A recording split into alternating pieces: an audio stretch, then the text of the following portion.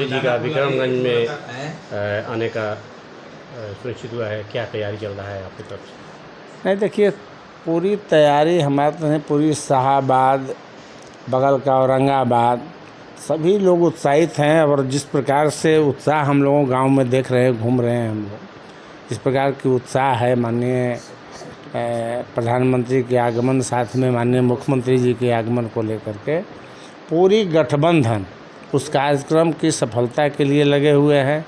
हम सभी लोग अपनी अपनी भागीदारी देने के लिए अनेक कार्यकर्ताओं से मिल रहे हैं। और हमारे पार्टी का केंद्रीय मंत्री और पूर्व राष्ट्रीय अध्यक्ष ललन बाबू की भी आगमन हो रहा है। 27 तारीख को आ रहे हैं और डिहरी में सभी कार्यकर्ताओं को, एनडीए के कार्यकर्ताओं के साथ मीटिंग करेंगे और इस कार्यक्रम को कैसे और बेहतर बनाया जाए और सफल बनाया जाए। क्योंकि पूर्व में हम लोगों ने मधुबनी में कार्यक्रम किया है, जदयू की बड़ी भूमिका में रही है। यहाँ भी हमारी भूमिका दिखे उस कार्यक्रम की सफलता में। इसके लिए दिखेगी या कुछ जनता के लिए काम भी होगा? नहीं, देखिए, प्रधानमंत्री जी आ रहे हैं, इसलिए भूमिका मैं कह रहा हूँ कि प्रधानमंत्री जी आ रहे हैं तो अनेकों योजनाओं की सौगात लेकर आ रहे हैं। पहले तो इस देश में टाउन में यदि कोई एक ही एयरपोर्ट रह गया है तो रह गया पटना, लगता था कि वहाँ से चला जाएगा। और भारत के आदरणीय प्रधानमंत्री और मुख्यमंत्री की पहल पर पटना सिटी में मैं पूरी देश की एयरपोर्ट को, कम से कम हम लोग मिनिस्टर रहे हैं, घूमे हुए हैं, तो इतनी खूबसूरत एयरपोर्ट बना है, उसका उद्घाटन करेंगे हमारे प्रधानमंत्री जी। यहाँ आए हैं 2400 मेगावाट का आपका पावर प्रोजेक्ट का उद्घाटन करेंगे। ऐसे कई योजनाओं का। तो प्रधानमंत्री जी जब जब बिहार में आते हैं तो एक बड़ी सौगात लेकर के आते हैं, इसलिए जनता उत्साहित है। और पूरी शाहाबाद और मगध के लोग का जुटान हो रहा है और वो अपार भीड़ को देखते हुए हमारा जिला प्रशासन, डीएम जो हैं, पूरी तरह से लगी हुई है कार पार्किंग कहाँ बनाया जाए।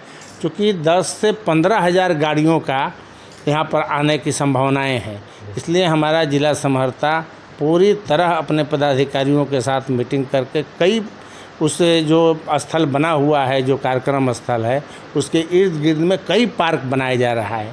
कहीं भीड़ न हो, जाम न हो, व्यवस्थित ढंग से लोग अपने कार्यक्रम में शामिल हों।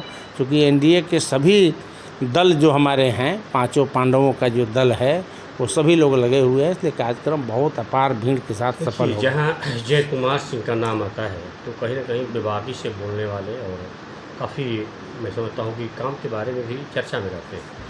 लेकिन पीएम मोदी का जो इससे पहले पर प्रोग्राम हुई थी, उसमें भी उन्होंने कहा था कि डालमिया वगैरह को जो है चालू कराएंगे या बिहार के बेरोजगारी को कहीं ना कहीं ध्यान में रखा जाएगा। लेकिन उसके कुछ भी नहीं किया जा रहा है अभी तक। नहीं, देखिए, बहुत सारे कार्यक्रम देश के प्रधानमंत्री कई योजनाओं का आप देख लीजिए कि व्यवसाय और रोजगार कैसे बढ़ता है। मैं समझता हूँ कि इस देश की तस्वीर बदली है और तस्वीर बदलने से लोगों की रोजगार में करने में, लोगों को बिजनेस करने में कई प्रकार की सुविधाएं।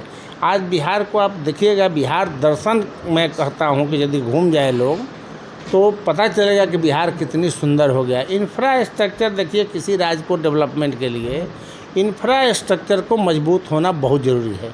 बिजली के आच्छादित होना बहुत ज़रूरी है। रोड का कंडीशन ठीक होना चाहिए। हमारे यहाँ एनएच का जाल लगा हुआ है।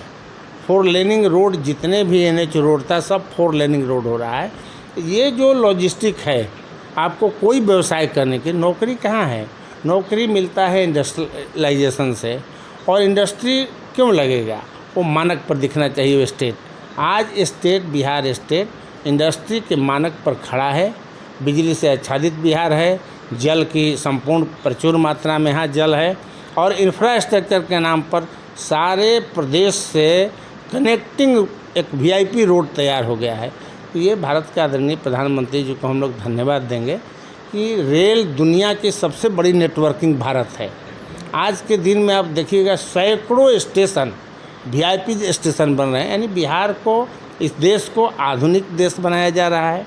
हम किसी देश से हमारी चीज़ें कम न रह जाए, वो काम प्रधानमंत्री जी ने कर रहे हैं, इसलिए उनकी स्वागत यहाँ पर हो रही है। दक्षिणी बिहार को अगर देखा जाए परिपक्व है, परिपूर्ण है, हर तरह से मजबूत कर सकते हैं। लेकिन कहीं न कहीं जब बातें आती है रोज़गार की, तो यहाँ की आज भी पलायन जो है रुकने को नाम नहीं ले रहा है, जबकि विकास पुरुष नीतीश कुमार का नाम आता है। देखिए उसका कई कारण है, तो बहुत विस्तार में जाएंगे तो बहुत चीज़ हम लोग बता सकते हैं। दक्षिणी बिहार के डेवलपमेंट, दक्षिणी बिहार की इंफ्रास्ट्रक्चर नहीं है, कुछ नेचुरल रिसोर्सेस है जो दक्षिणी बिहार को, दक्षिणी में जो प्रदेश है हमारे जितने, वो विकसित होने का कुछ नेचुरल रिसोर्सेस है। देखिए इंडस्ट्री क्यों लगा, चारों तरफ समुद्र से घिरा हुआ वो प्रदेश है, और सबसे बड़ा इंडस्ट्री के लिए, रॉ मटेरियल के लिए जल मार्ग होना बहुत आवश्यक है। हमारे यहाँ समुद्र नहीं है, ग्रीनलैंड है, फिर भी तो पहले तो थी, लेकिन फिर भी हमारे यहाँ स्मॉल सेक्टर, मिडिल सेक्टर की संभावनाएं हैं। आज के दिन में आप पहले से देखिए, जब से माननीय मुख्यमंत्री नीतीश कुमार जी आए, कई प्रोजेक्ट बिहार में लगा है, उसको ठीक से देखने की ज़रूरत है। सीमेंट फैक्ट्री आप जाकर देखें, जसोया मोड़ के दृश्य देखिए बदला हुआ नजर आएगा। डालमिया सीमेंट का देखिए, वो मेरे ही रीजन में सब हुआ था। डालमिया नगर को देख लीजिए, दृश्य बदला हुआ है। इथेनॉल प्रोजेक्ट नवानगर में 2-2, 3-3 प्रोजेक्ट लग रहा है, पेप्सी का लग रहा है, और जो भी यहाँ पर हमारे बियर का जो हुआ था, जो माननीय मुख्यमंत्री ने शराबबंदी किया, वो सब इथेनॉल में कन्वर्ट हो गए। कई फैक्ट्रियाँ लगी हुई है, स्मॉल सेक्टर में भी बहुत आया है, लोगों को रोज़गार भी मिला है। और माननीय मुख्यमंत्री ने जिस तरीके से बिहार में वैकेंसीज दिए सभी विभाग से, देश में अभी कभी भी और कोई भी प्रदेश, चाहे वो विकसित स्टेट क्यों ना हो, लेकिन जितने नौकरी के लिए वैकेंसीज बिहार ने दिया है, ये स्वागत योग्य है। इसलिए माननीय मुख्यमंत्री में युवाओं का एक बड़ी भूमिका, जो अपने गार्जियन के रूप में जो मान रहा है, आज मुख्यमंत्री जी को सारे युवाओं के दिल में माननीय मुख्यमंत्री जी है। तो ये देश जो हमारी सरकार है, डबल इंजन की जो सरकार है, बहुत अच्छे सामंजस्य के साथ चल रही है।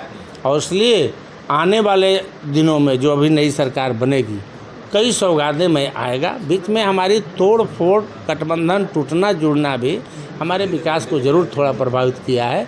ये डबल इंजन की सरकार, अब जब 2025 का हम लोग चुनाव जीतेंगे, तब देखिएगा कई प्रकार की चीज़ें दिखेंगी। ये जन सुराज पार्टी से कहीं कोई खतरा तो नहीं है? ऐसे तो कहा जा रहा है कि बी टीम है, लेकिन लोग बाग चर्चा कर रहे हैं कि कहीं ना कहीं वो वोट काटेगी। अब देखिए, अब तो अभी वो परीक्षा में शामिल होने जा रहे हैं। अभी वो जो प्रशांत जी हैं परीक्षा में शामिल हो रहे हैं। रिजल्ट उनके सामने आएगी, पूरी देश में और राज्य भी देखेगा। अभी तक वो काम कर रहे थे, दूसरे को जिताने हराने की रणनीति तय कर रहे थे। अब पार्टी के रूप में स्वयं अपनी रणनीति कर रहे हैं, तो जनता कितना अप्रिशिएट कर रही है, प्रशांत किशोर जी के प्रति जनता का कितना अट्रैक्शन है, क्या चीज़ें नए लेकर के आ रहे हैं। हमको तो नहीं लगता है कभी कि कोई नई चीज़ें वो लेकर, हम जितना हम लोग समझते थे कि इंटेलेक्चुअल हैं, उनकी भाषा शैली में कहीं भी इंटेलेक्चुअल वाला चीज़ नहीं। सबसे बड़ी बात है, देखिए राजनीति में भाषाओं की सीमित होना, अच्छे शब्दों को सजा कर बोलना राजनीति की लंबी दूरी तय करती है।